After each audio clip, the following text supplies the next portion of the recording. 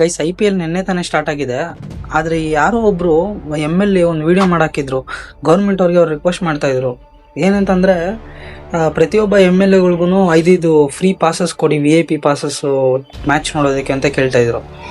ಆಮೇಲೆ ಹಂಗೆ ಇದೇ ವಿಷಯ ಅಸೆಂಬ್ಲಿನೂ ಕೂಡ ಚರ್ಚೆ ಆಗಿದೆ.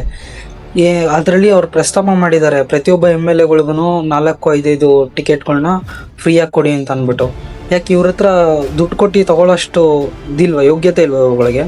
ಜನ ಕೊಟ್ಟಿರೋಂಥ ನಮ್ಮ ಟ್ಯಾಕ್ಸ್ ಅಮೌಂಟ್ನಲ್ಲಿ ಇವ್ರಿಗೆ ಫ್ರೀಯಾಗಿ ಕೊಡಬೇಕಾ? ಕ್ರಿಕೆಟ್ ಸ್ಟೇಡಿಯಂ ನಡೀತಿರೋದು ನಮ್ಮ ದುಡ್ಡಿಂದ, ಅದಕ್ಕೆ ಸೆಕ್ಯೂರಿಟಿ ಕೊಡ್ತಾರಲ್ಲ ಪೊಲೀಸವರು, ಅವ್ರುಗಳಿಗೆ ಸಂಬಳ ಕೊಡೋದು ನಾವು ಕಟ್ಟೋ ಟ್ಯಾಕ್ಸಿಂದ. ಸೊ ಇದನ್ನು ಬಿಟ್ಬಿಟ್ಟು ಇವ್ರಿಗೇನಕ್ಕೆ ಅವರು ಕೊಡಬೇಕು ಅಂತ ಅಲ್ಲ, ಇವ್ರಿಗೆ ನಾವು ಓಟ್ ಹಾಕಿ ಕುಂಡ್ರಿಸಿರೋದು ನಮ್ಮ ಸೇವೆ ಮಾಡಲಿ ಅಂತ ಅಂದ್ಬಿಟ್ಟು. ಆಮೇಲೆ ಇನ್ಯಾರೋ ಒಬ್ಬರು MLA ಹೇಳ್ತಾರೆ, ನಾವು ಜನಸಾಮಾನ್ಯರ ಥರ ಅಲ್ಲಿ ಅವ್ರ ಜೊತೆ ನಿಂತ್ಕೊಂಡು ಟಿಕೆಟ್ ತೊಗೊಂಡು ನಾವು ಅವ್ರ ಜೊತೆ ನಿಂತ್ಕೊಂಡು ಮ್ಯಾಚ್ ನೋಡೋದಕ್ಕಾಗುತ್ತಾ ಅಂತ ಕೇಳ್ತಾರೆ. ಅಲ್ಲ, ಇವ್ರುಗಳಿಗೆ ಓಟ್ ಹಾಕಿರೋದು ಏನಕ್ಕೆ, ನಾವು ನಮ್ಮ ಸೇವೆ ಮಾಡಲಿ ಅಂತ ಅಂದ್ಬಿಟ್ಟು. ಇವ್ರು ಆರಾಮಾಗಿ VIP ಟ್ರೀಟ್ಮೆಂಟ್ ತೊಗೊಂಡು ಅಲ್ಲೆಲ್ಲೋ ಒಂದು ಕಡೆ VIP ಥರ ಕೂತ್ಕೊಂಡು VIP ಟ್ರೀಟ್ಮೆಂಟ್ ತೊಗೊಂಡು ಮ್ಯಾಚ್ ನೋಡಲಿ ಅಂತ ಅಲ್ವಾ?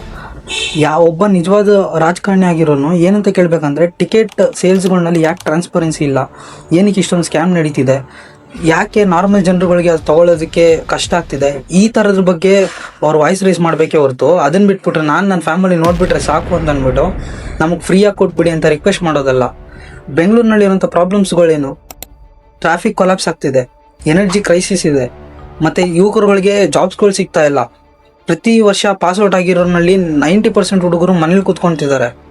ಈ ಥರ ವಿಚಾರಗಳ ಬಗ್ಗೆ ಚರ್ಚೆ ಮಾಡೋದು ಬಿಟ್ಬಿಟ್ಟು ಅಸೆಂಬ್ಲಿನಲ್ಲಿ ಇಷ್ಟು ಸಿಲ್ಲಿಯಾಗಿ ಒಂದು ಟಿಕೆಟ್ ಕೊಡಿ, ನನ್ನ ಫ್ಯಾಮಿಲಿ ಹೋಗ್ಬಿಟ್ಟು ಮೋಜು ಮಸ್ತಿ ಮಾಡ್ತೀವಿ ಅಂತ ಕೇಳ್ತಿದ್ದಾರಲ್ಲ, ಇವ್ರುಗಳನ್ನ ನಾಚಿಕೆ ಆಗಬೇಕು. ಇದ್ರ ಬಗ್ಗೆ ನಿಮಗೇನು ಅನಿಸುತ್ತೆ? ಕಮೆಂಟ್ ಸೆಕ್ಷನಲ್ಲಿ ಕಮೆಂಟ್ ಮಾಡಿ.